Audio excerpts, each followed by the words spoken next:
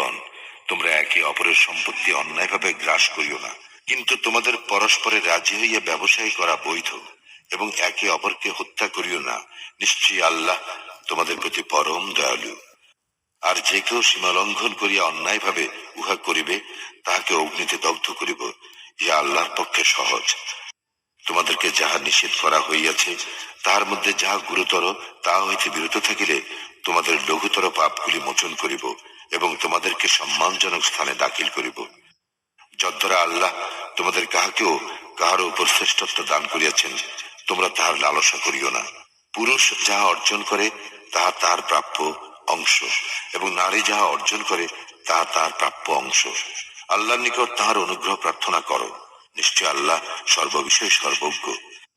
পিতা মাতা ও আত্মীয় স্বজনের পরিত্যক্ত সম্পত্তির প্রত্যেকটির জন্য আমি উত্তরাধিকারী স্থির করিয়াছি, এবং যাহাদের মধ্যে তোমরা অঙ্গীকারাবদ্ধ তাহাদেরকে তাহাদের অংশ দিবে।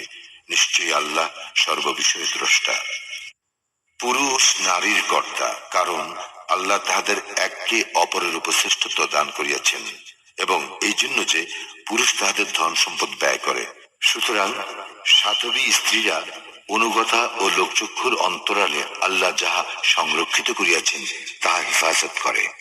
স্ত্রীদের মধ্যে যাহাদের অবাধ্যতার আশঙ্কা করো তাহাদের সদুপদেশ দাও, তারপর তাহাদের শয্যা বর্জন করো এবং তাহাদেরকে প্রহার করো। যদি তাহারা তোমাদের অনুগত হয় তবে তাহাদের বিরুদ্ধে কোনো পথ অন্বেষণ করিও না। নিশ্চয় আল্লাহ মহান, শ্রেষ্ঠ। তাহাদের উভয়ের মধ্যে বিরোধ আশঙ্কা করিলে তোমরা তাহার পরিবার হইতে একজন ও উহার পরিবার হইতে একজন সালিস নিযুক্ত করিবে। তাহারা উভয়ে নিষ্পত্তি চাহিলে আল্লাহ তাহাদের মধ্যে মীমাংসার অনুকূল অবস্থা সৃষ্টি করিবেন। নিশ্চয় আল্লাহ সর্বজ্ঞ, সবিশেষ অবহিত।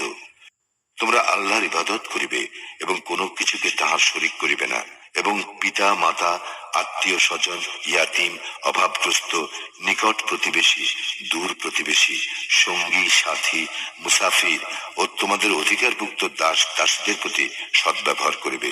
নিশ্চয়ই আল্লাহ পছন্দ করেন না দাম্ভিক অহংকারীকে।